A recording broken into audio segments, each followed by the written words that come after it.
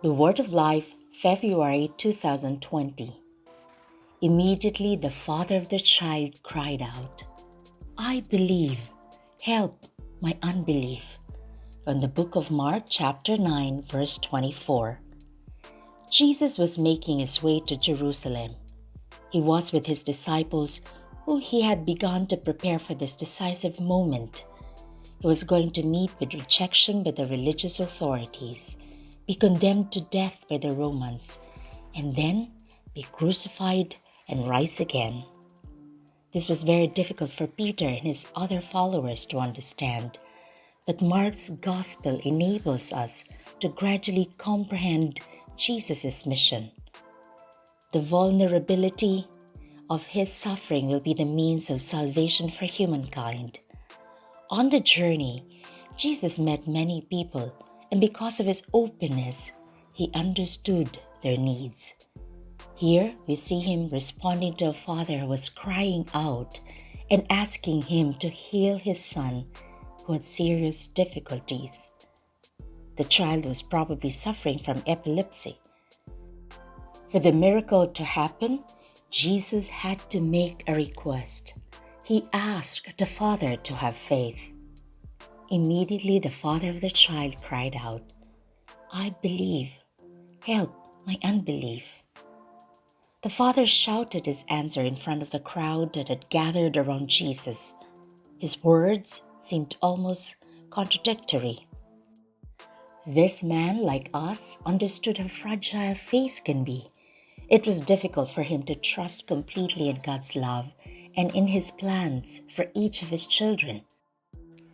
However, it is also true that God trusts us all and does nothing without our contribution, without our freely given yes to Him. He asks us to do our part, even though this may be very small. He asks us to recognize His voice that speaks through our conscience, to trust Him, and as a consequence, to begin to love.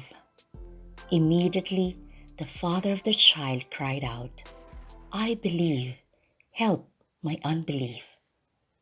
We are often immersed in a culture that regards aggression as the key to success.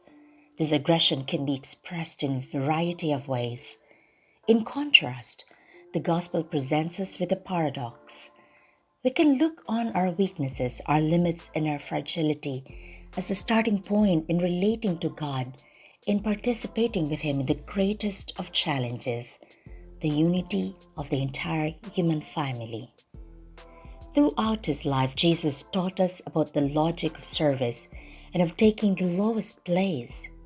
This is the perfect position to transform what could seem defeat into victory that is not transitory and selfish, but enduring and shared by all. Immediately, the father of the child cried out, "I believe, help my unbelief." Faith is a gift. We can and must persevere in asking for it so that we can collaborate with God in giving hope to others. Yara Lubick, the founder of the Focolare, wrote, "To believe and to feel that God looks at us and loves us means that every prayer, everything that happens, whether good, bad, or indifferent, every illness, every single thing is seen by God. If God is love, then the most logical thing we can do is trust Him completely. We can confide in Him often and tell Him about our concerns, our proposals, and all the things we plan to do. Each one of us can abandon ourselves to His love with complete confidence that we will be understood, comforted, and helped. We can say to Him, "Lord, let me stay in your love.